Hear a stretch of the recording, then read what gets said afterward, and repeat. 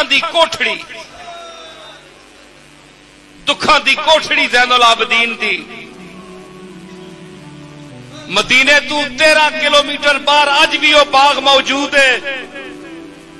Karbala में काफिला लुट गया, बाप मारा गया, भाई मारे गए, सब कुंबे का सफाया हो गया।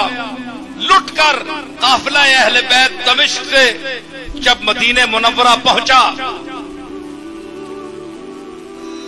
तो एक हसन मुसन्ना जो इमाम हसन के बेटे थे, एक सिर्फ वो ही रह गए थे मदीने में, जिससे इमाम ज़ैनुल आबदीन अपने इस कजन भाई से दुख सुख करने कभी मदीने चले जाया करते थे।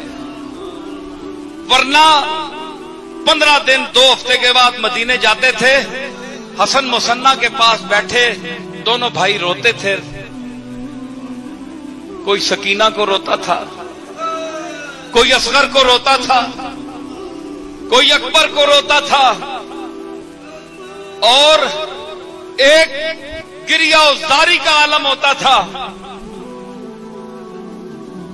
इस मंजर में अगर कोई मुनिस व यावर था तो एक दूसरे के ये भाई थे। तो ज़ैनुल आबदीन का वो बैतुल हुज़न आज भी मौजूद है, आज भी मौजूद है। एक कोठड़ी है छोटी सी, उसमें सिर्फ सजदा देने की जगह नमाज पढ़ने की। सारा दिन ज़ैनुल आबदीन वहीं बैठे रहते थे, रोते रहते थे। वहां से अर्ज की, सामने है मदीना, 13 मील है। इन निलते यारी हसबा यौमन इला अर्ज़िल हरम, अर्ज़ हरम में कभी जाए हवा तो मेरा सलाम मेरे नाना जान के रोजे पर कहना। जिस बाग में मेरा नाना दफन है उस बाग पर मेरा सलाम कहना, जहां वो नबी मोहतरम मदफून है।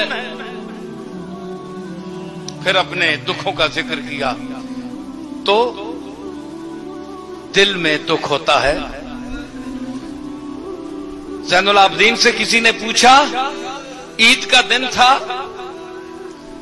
कि इमाम आज 60 साल होने को हैं, 50-60 साल का गुजर गया अरसा, और आज तक आपके लबों पर हमने कोई मौजे तबस्सुम खेलते हुए नहीं देखी, कभी मुस्कुराते हुए आका आपको नहीं देखा। अहले मदीना इकट्ठे होकर ज़ैनुल आबदीन के पास आए कि आज तो मुस्कुरा दो। पता है तारीख में ये लफ्ज महफूज है। ज़ैनुल आबदीन ने फरमाया, तुम्हें मालूम नहीं कि याकूब को शक था, याकूब को शक था कि मेरा बेटा यूसुफ जिंदा है या नहीं।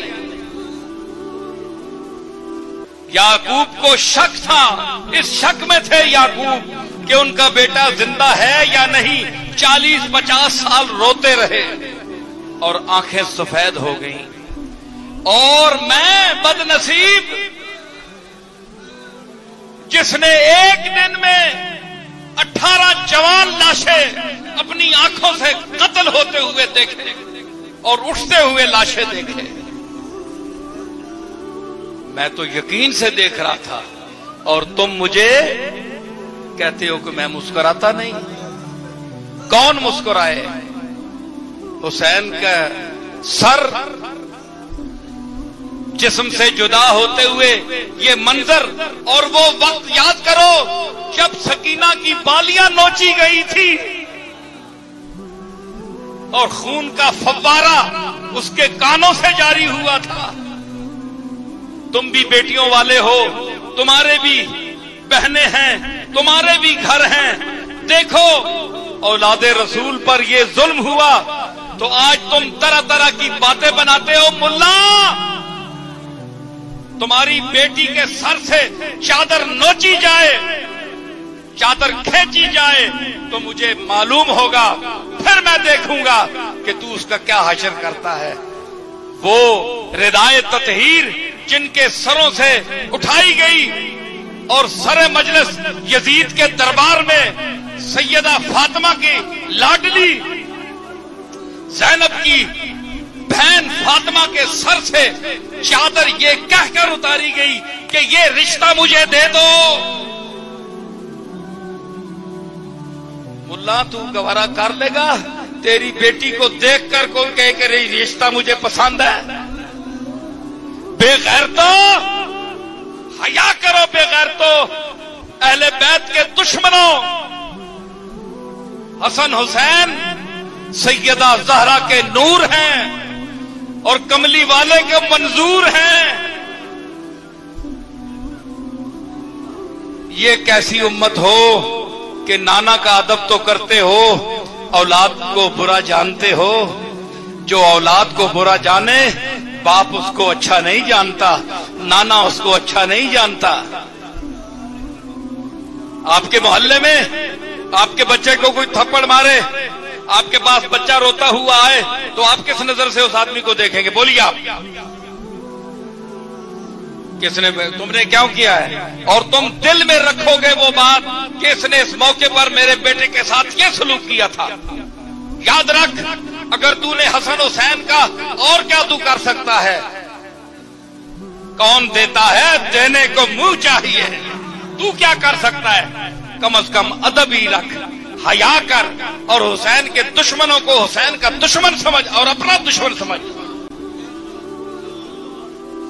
اگر نہیں سمجھے گا تو کل قیامت کے دن حسین کا اور حسن کا نانا اگر پل صراط پر کھڑے ہوئے تیرے گزرنے کے وقت یہ کہہ دے کہ میرے مالک یہ میرے حسنین کو پسند نہیں کرتا تھا، اس کو میں نہیں گزرنے دوں گا. تو کیا سمجھتا ہے کہ کملی والے کے اشارے کے بغیر اللہ گزار دے گا؟ جو کہتا ہے قد نرا تقلب وجهک فی السماء، جس چہرے نے دعا نہیں کی یہاں بھی چہرہ آیا، یہاں بھی چہرہ آیا. قد نرا تقلب وجهک، دیکھیے آج چہرے پر گفتگو ہوئی ہے. جس کا چہرہ اٹھ جائے تو قبلہ بدل جائے، جس کے مزاج میں برہمی آ جائے تو وہ تجھے کیا خیریت سے پل صراط سے گزرنے دیں گے؟ نہیں گزر سکتا تو. اس لیے حسن اور حسین کی، اس کی ماں فاطمہ الزہرا کی، علی کی عزت کر، ادب کر، محبت کر اس خانوادے سے.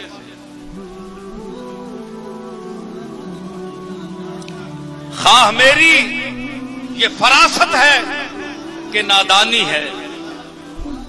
میرا شعر مجھے یاد آ گیا، خواہ میری یہ فراست ہے کہ نادانی ہے، حب اولاد نبی شرط مسلمانی ہے.